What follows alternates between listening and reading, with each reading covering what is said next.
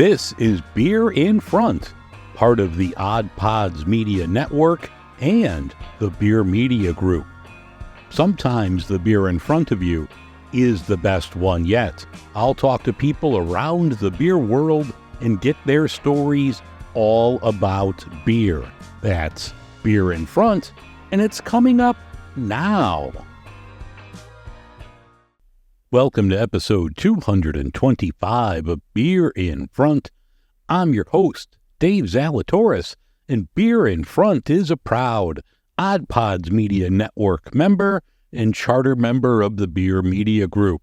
Today, I'm going to do something a little different. This is going to be another non-alcoholic beer show. I sat down with Tyler from Reducaholic. He has a great website if you're looking to find breweries that have NA options out there. We talked about the NA industry. I also made a mocktail, and I did a video of it, and I put it out the other day. So I'm going to put the audio portion of that on here. I made a mocktail using stuff from Go Brewing.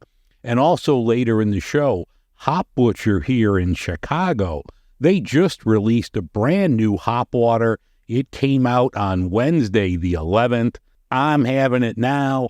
So this episode, that's why it's out a little late. I wanted to have this new one from Hop Butcher as I had Tyler on, so it all fit in nicely. So stay tuned for all of that.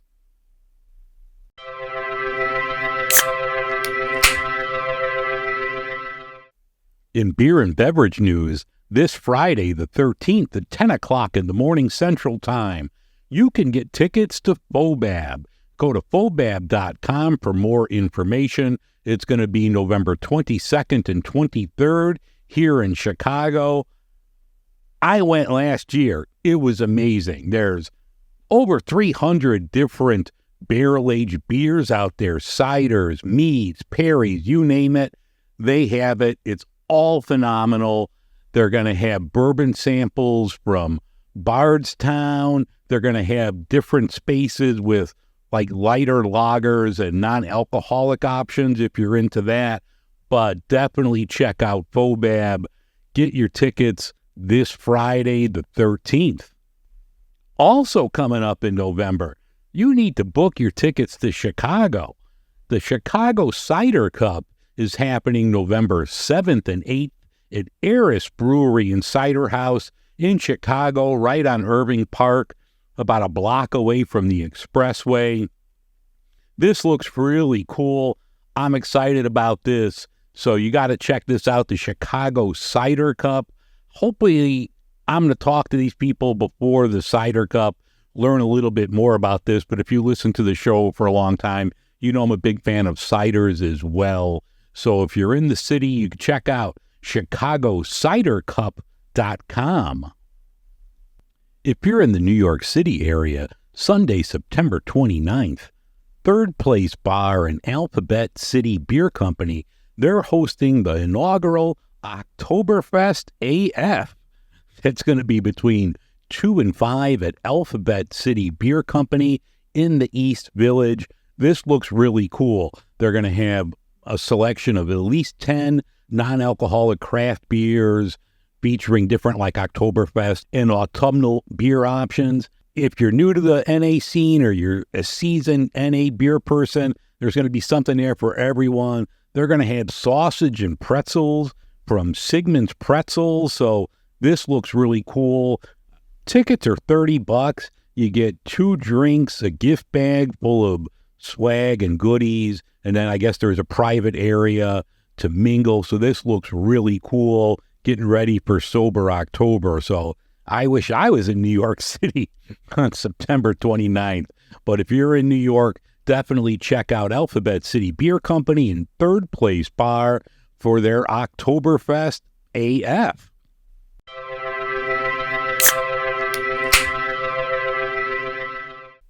All right, welcome back.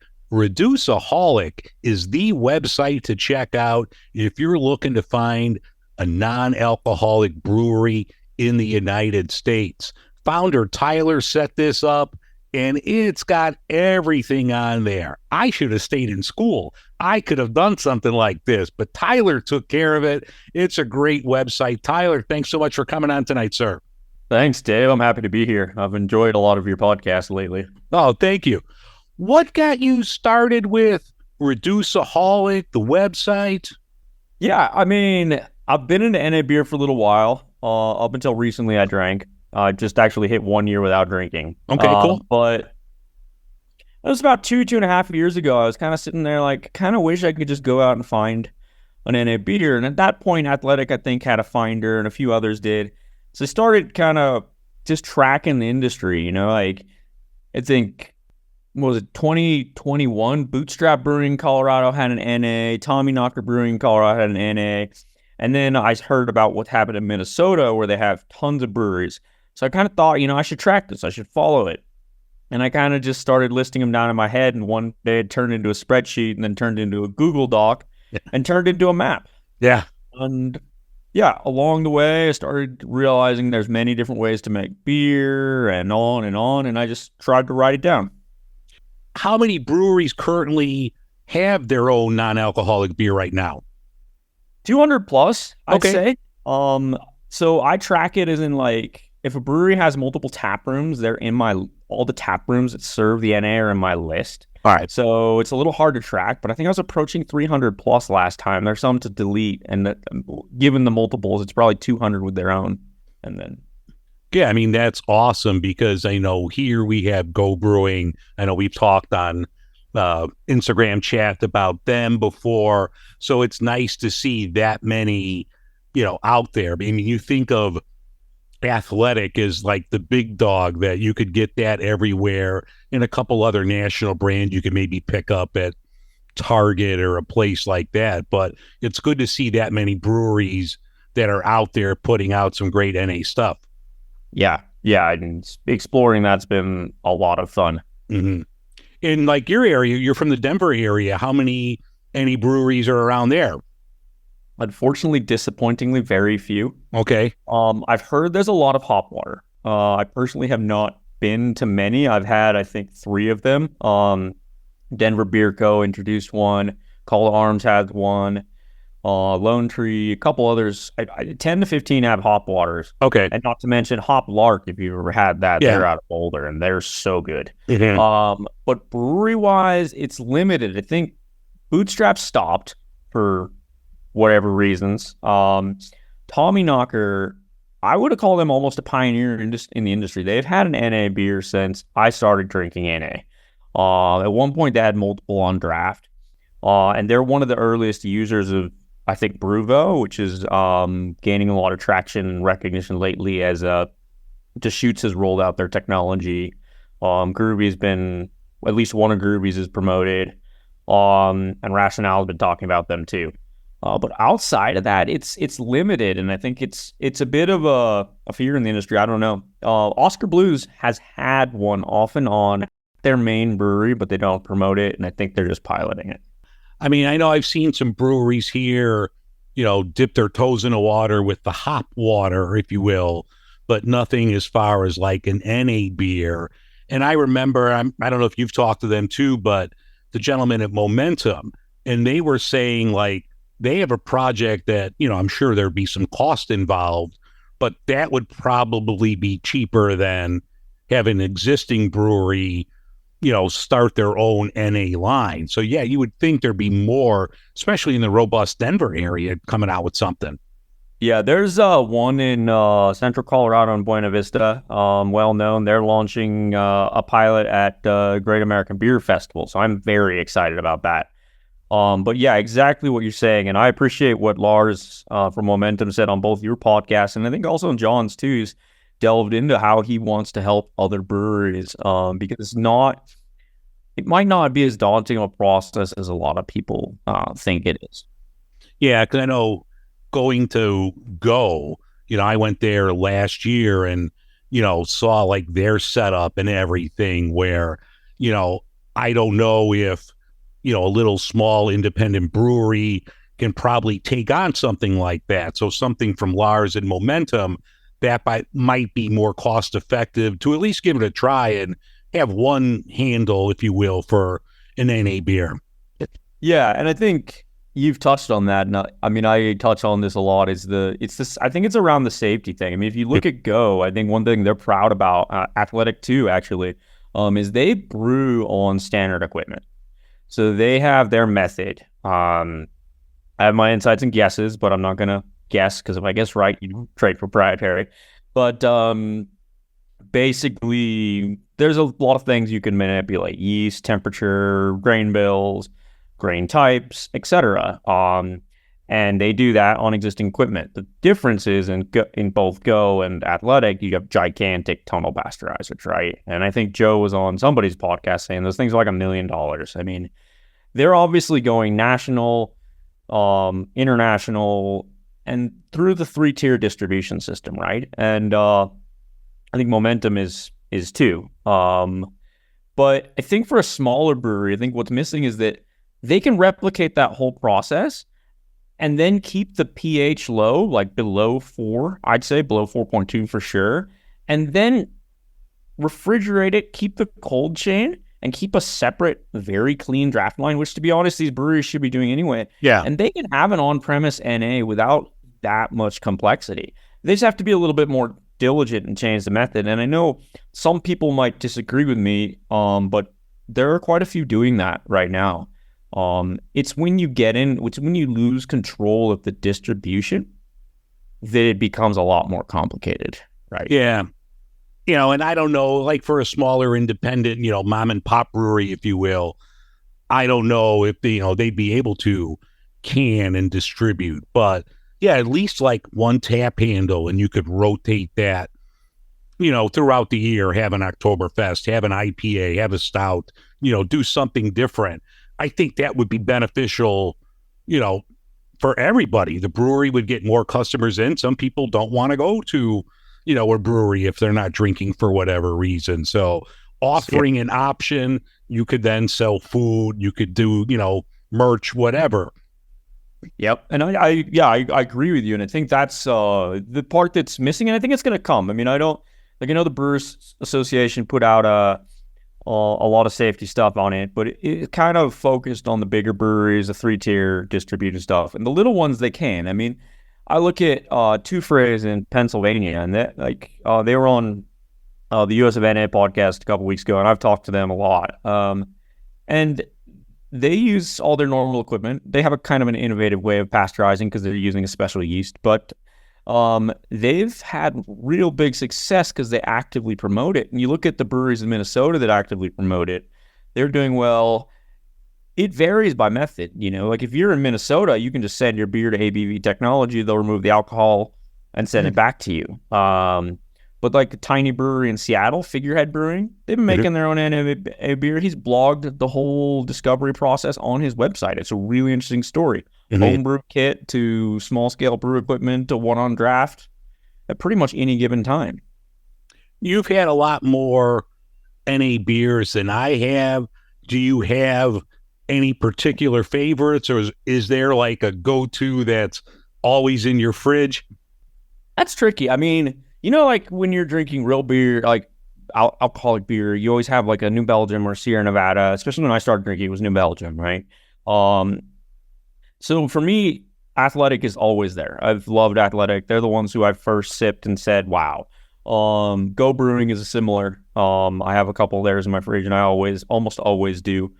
Groovy, I really appreciate their golden. So if I'm looking for a solid, crisp golden, it's there. But I like to explore. So I'm drinking the new Mash Gang, Cervecita, which I think is brewed with Bendición Bottle Shop in Chicago. Okay. I know she had some inputs into that. I love Mash Gang stuff. I got to visit Pilot in Chicago. Years Out of Chicago is also pretty good if you haven't had them. Yeah, that was really good. Yeah. Other words, I try new things, and then I try to, since I completely quit drinking, the budget's a little bigger to, buy the $5, $6 tall boys, since I'm not buying $7 pints at the breweries anymore. Do you see, and like some of the people that I've talked to, like outside of the podcast, I don't know if it's a stigma, and maybe you could explain more, but I think, and it's not just with the NA beers, with the NA whiskeys or so, if you will, the mindset is this costs the same as the regular version. If I'm going to spend $10 on a six pack, if you will, I want something with booze. Or if I'm going to spend $30 on a bottle of bourbon, I want the alcohol. Do you see that in your travels? All the time. All the time. I still get it. I still get it from friends. I still get it from people I talk to, people who are like, oh, we drink Athletic because of you, or we drink Go because of you. A lot of them still ask me, why is it the same price? And it's going to sell better if it drops. And I go, first thing I go, no, that doesn't make any sense. Like, why would you take a product that is literally the same and more? I wrote a blog on my website a while back about why it's expensive. And I went through each type of process that NA beer is made and added. It's the same thing. The only thing you might save on is grains if you're lowering the grain bill. Yeah. But that's going to be well offset by pasteurization and other things, and not to mention a completely different set of labor that than your brewers are used to. The fermentation process might be 7 days instead of 14. That's good, right? But you might have to do 3 different things in that 7 days, so your standard operating procedure completely flipped on its head. So. Yeah, and everything else is the same. The labor to put it out, the cost of the cans or bottles, if it's the whiskey, if you will, the distribution, everything is the same as regular. So, yeah, it makes sense that it should be the same price. But, yeah, I still hear people like, if I'm going to spend $10, I want something with liquor in it or booze in it. Yeah. I mean, the only way it would lower in price would be the lack of alcohol tax, right? Yeah. But that's offset by the extra safety costs. Are you big into like the non-alcoholic wines and whiskeys and other things like the cocktails? I know I had the Phony Negroni not that long ago, and I thought that was spectacular. Yeah, I think, what is it, the Saint Agrestis, or? Yeah, I believe so. Mm-hmm. Yeah, that one's really good. I don't as much as I should. Okay. I really like Thompson and Scott's Naughty Dark Red, but it's a little expensive. I usually get some of that or some of the Groovy Sangria or Dry Red blend. Groovy, one thing I legitimately appreciate about Groovy is they engage with customers and they take feedback, right? So when I first drank Groovy, I wasn't super impressed. I thought their pale ale was great, but I thought their IPA was missing everything. Now their juicy IPA in the red can it's good.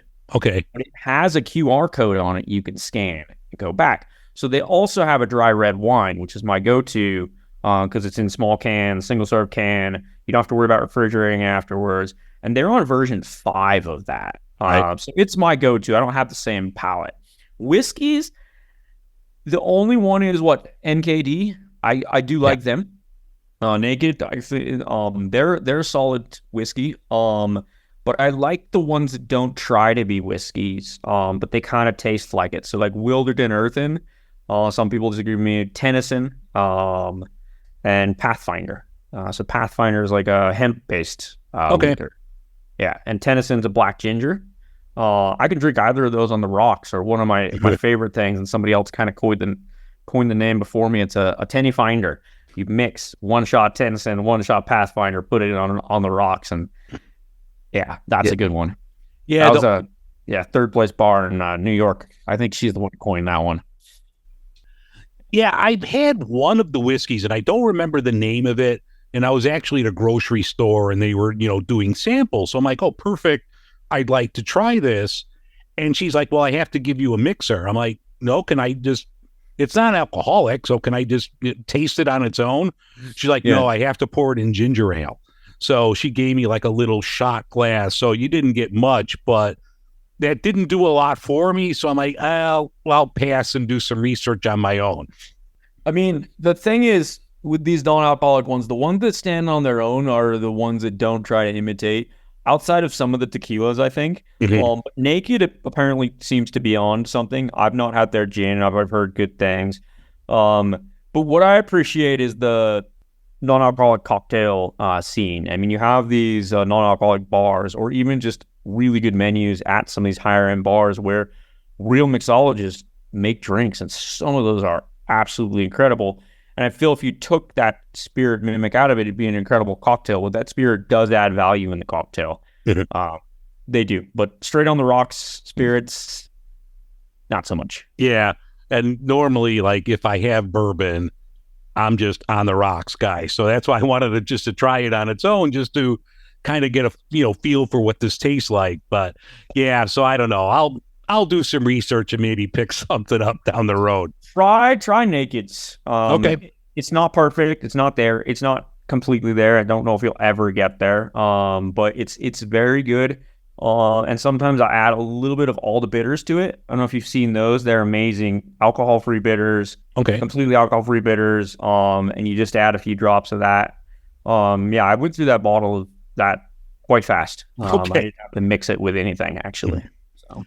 Now, have you seen in your travels, I mean, we're recording this at the end of August where it's 90 something here in Chicago, but we're getting close to fall. Are there any like Oktoberfests have you seen in the NA world, or any like fall? Do they have any like, I mean, it's cider, but do they have like the good carbonated cider in an NA version? Yes, on both of those. Okay. So ciders just north of you, Milk and Honey cider out of Minnesota. Not exactly sure where in Minnesota. They partner with ABV Technology and they have an alcohol removed version of it. And I've heard very good things. Unfortunately, last time I was there, I couldn't get my hands on it. And then Two Town cider out of Oregon. They have two now, if not three, and they are really good. And it's not some cider alternative. It's a cider with alcohol removed. Okay. And then Beagle Puss Brewing, they have done a dry hopped cider. It's a little different than an alcohol removed cider, but it's also a lot different than a juice cider, and I really like it. So those are my three ciders. I've heard of one or two others, but the names I can't remember. And on Oktoberfest, go, of course. There's already out Athletic. It's not online yet, but it's at pretty much every Whole Foods and all those cross country. I already got one of my 6-packs. I'm sure I'll get more. I know Athletic does a pumpkin based one too. Bravus has an Oktoberfest that I don't think I've tried, but I've heard good things, and I would trust Bravus on the darker side of beers for sure. I don't know anybody. Atmos out of Idaho. Okay. They have a Marzen as well, and they know what they're doing. I mean, it's Sawtooth Brewing's NA line, and really genuine guys I've met and had beer with Paul, the founder, and they know what they're doing. They were also one of the earliest. They launched in late 2020, I think, under the brand Ethos, and then switched to Atmos not long later. Looking at like the website and down the road, do you envision like an app with this? Where do you see Reducaholic, say, in 5 years?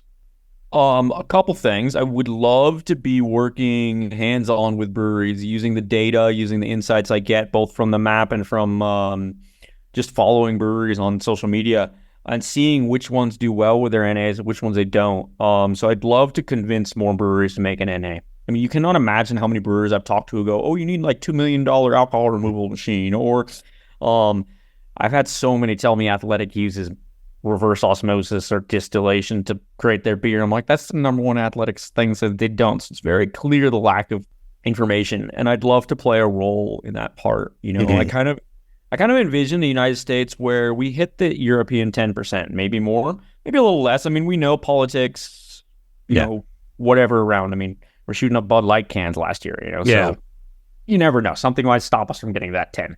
But where it's like, it still mimics the craft beer scene where the small towns in Colorado have their craft breweries and a couple of them make their own NAs, and then they all sell each other's NAs for the ones who don't. And I would love to help facilitate that. And at the same time, educate the customers to support the brands, learn about it, and be able to also kind of say, "Oh, I drank this beer. It's really good. Oh, it's produced by vacuum distillation. That's good. Oh, it's produced by membrane filtration. Oh, it's reduced just without any form of removal at all." And so kind of just an educational site and a resource little consulting. I've been playing with ideas. I mean, I obviously started with other ideas and those didn't pan out. Yeah. But yeah, and I think it's cool too because, everybody is so hyper local when it comes to beer. So I think your website is a great resource if somebody's traveling. Okay, hey, I'm going to, such and such place. Let me check and see what's here. If there's a great local option, I think people would rather go do that than just go to wherever and pick up an Athletic. Yeah, and same. And I don't get me wrong. I mean, I love Athletic just like I love New Belgium, and I'm happy to see them at restaurants. But if I'm going to a place, even if I'm going out to my local breweries, they all have Athletic or Groovy or whatever. And it makes me happy if I have to go there for some other thing. But I want to go there to drink their beer. And I know a lot of people that do. I mean, I know one guy out of Utah who used my app every time he checks a road trip. I remember I mentioned Imagination Brewing, and all of a sudden I get a message and he goes, "Oh, I'm slightly changing my northern road trip this summer." And next thing I know, he's posting about Imagination Brewing, and same with Figurehead in Seattle too. And I mean, we can't lose that what we have in the U.S. Yeah. So, I mean, I still think of like the non-alcoholic beer scene. It's almost still in its infancy, where I'm hoping, like you mentioned earlier, like we get to this 10% like you see in Germany and other parts of Europe. I think it's going to get there. It's probably not going to happen overnight. It's going to take a while. I mean, I think the younger generation, I'm 57, the younger generation is, they think differently about alcohol. So I think more and more people, they want to go out and have a good time. They don't want to drink. They don't want to be a fat ass like I am and have the beer belly and all of that. So I do see this growing. Yeah. I just hope it's, it doesn't take a generation for it to happen. Yeah, same. I mean, the acceleration in the past 3-4 years has been amazing, and I hope it continues. And I think the way for it to continue will be educating the smaller breweries and giving them resources and making sure they're doing it right. And I think, I'd like to play a role in that. I know like Lars is out there already, and I don't know if you know Kevin Barnes as well, formerly with Two Roots. Okay. There are very few Two Roots cans hanging around. I still have a couple. I found a couple more in the back of my brother's fridge.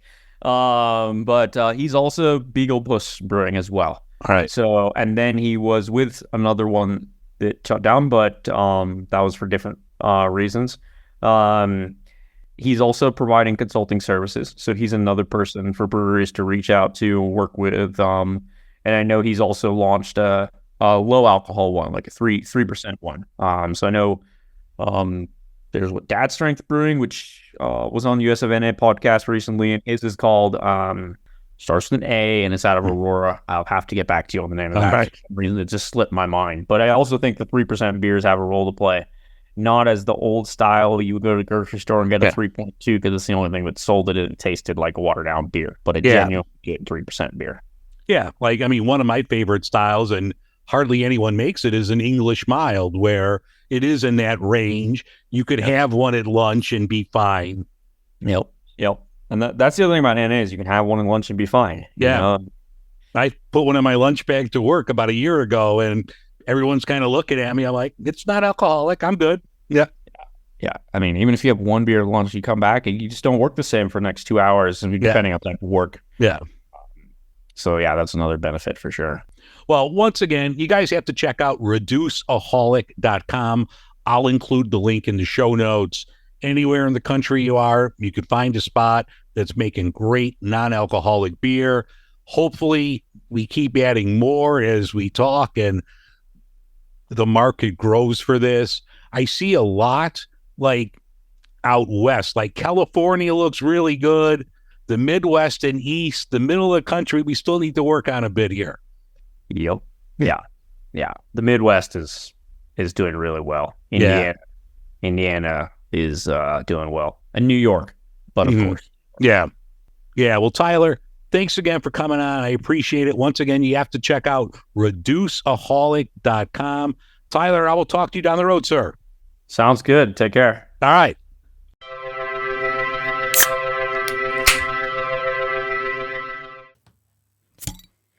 If you like fun, then you're going to love the Beard Owl Podcast. It's a podcast where we talk about two of the greatest things in the world, beer and Weird Al. And frankly, we talk more about Weird Al than anything because he's the gift that keeps on giving. So join us as we talk through Weird Al's career, what he means to us, and we have some very special guests on to discuss the magic that is Alfred Matthew Yankovic. Beard Al, part of the Odd Pods Media Network. Usually when I do these kind of reviews, I do them on beer. But today I'm going to try something different. I'm going to make a cocktail, actually a mocktail, if you will, because I'm using all non-alcoholic ingredients. Now, there's a beer cocktail that Ruby found, and it's called the Monaco. And then I was doing some research, and there's actually two versions of this. There's a French version and then a Mexican-American version. What I'm doing here is kind of best of both. So let's see how this works. I'm using non-alcoholic beer and hop water from Go Brewing, and then grenadine, which is what the recipe calls for. When you get the grenadine, get the good stuff. Don't buy the stuff that you see at the Jewel. That's usually all loaded with high fructose corn syrup. I picked up one that has actual pomegranate juice in there, so I think that's going to be good. Now, some of the recipes call for lemonade or club soda. I'm going to use the hop water from Go, straight out of alcohol. What I like about Go's is they use citric acid in the hop water, so I figure that will give me some tartness as well as from the actual pomegranate. So let's give it a whirl. Now, the recipe called for a splash of pomegranate, or grenadine, if you will. I'm going to add a little more than a splash because I like it.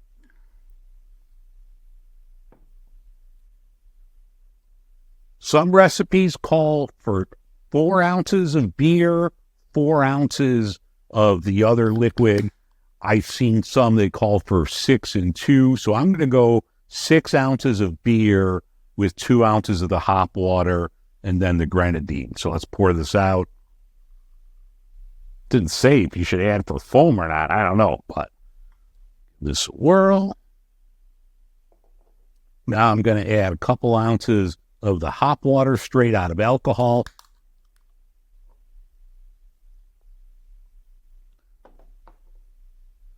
You can tell it looks good. It's got a nice color to it. Kind of give it a little swirl here. Smells good. I get the hops from the hop water, and I also get the pomegranate from the grenadine, so I think this smells really good. I like it. That's very tasty. You do get everything there, so it's all kind of blending together. The pomegranate, you have the citrus from the hop water, and the nice clean taste of the Pilsner. I'm using suspended in the Sunbeam pills here from Go Brewing. So this is all non-alcoholic. So Sober October's coming up soon. You could maybe make a mocktail with this, or you could use, whatever you want to use. The cocktail was called the Monaco, but since I'm using this here, I'm calling this the Monaco. Genius, I say. Let's try the Monaco again. I really like that. The extra little kick with the pomegranate juice, the grenadine, really tastes good. Makes everything blend together nicely. I think if I were to make one change with this, I would use like a twist of lemon and add it to here as well. So I think the next time I make this, I'm going to grab some lemons and put a twist of lemon in here to give a little more citric acid, a little more acidity to this. I think that would be total winner right there. So if you want to try this at home, use a couple splashes of grenadine. Remember, get the good stuff. 6 ounces of a regular like Pilsner or like a lager, if you will. So the Go's is really good. You could pick there up, get it all over the place. It's good. Their Pilsner is really good. And then I use the hop water. Find a hop water that has citric acid. I think that's going to make this a better drink. Goes does. They're straight out of alcohol. They use citric acid as well. So it gives it that little tartness from here. And I think citric acid in a hop water kind of mellows out the raw hop taste that you get with some.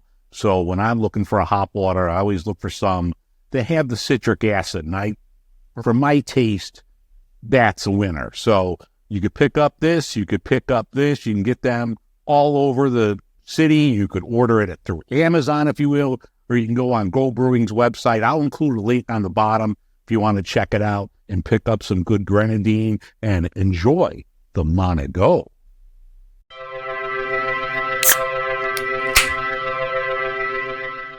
All right, my apologies for getting this episode out a couple days late, but I saw Friday that Hop Butcher is going to have a new hop water coming out, and I figured, well, let's put it in with this episode with Reducaholic, so it would be a nice tie-in, so that's why the episode's out a little late.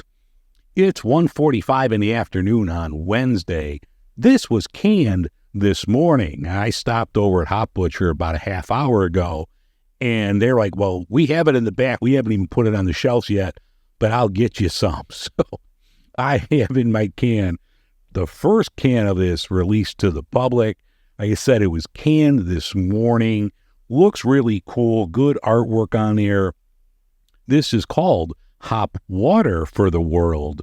This is Citra, Mosaic, and Eldorado hopped. I'm looking forward to this. The way Hop Butcher is with their beers, I'm expecting a lot from this. So let's crack open Hop Water for the World.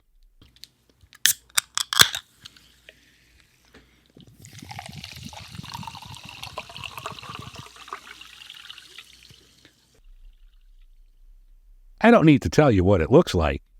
It's water. You do get that big hop aroma from this. It smells phenomenal. That's really good. All of those hops work well together with the water. I think it blends well. This is really nice. And I mentioned before, like I like a little citric acid in my hop water. They do not use it, but they don't need it with this. It tastes phenomenal on its own. So if you see it and you're like, oh, Dave said, they should use citric acid. Hop Butcher does not. This is fantastic. Yeah, that's just really good. This could be the best hop water I've had yet outside of the stuff I make on my own. But no, this is really good. I don't know if it's going to be around all the time, but I would definitely go pick it up. It is available at the Lincoln Avenue location there, so definitely pick it up. Hopefully it's distributed more around, the Chicagoland area, but I think this is really good. The price was good. It was 4 12-ounce cans, and it was like $6. It was like $6.60 something with tax, so a nice price point on this as well. So if you're looking for a good hop water, Hop Butcher's Hop Water for the World is one you need to put in the cart.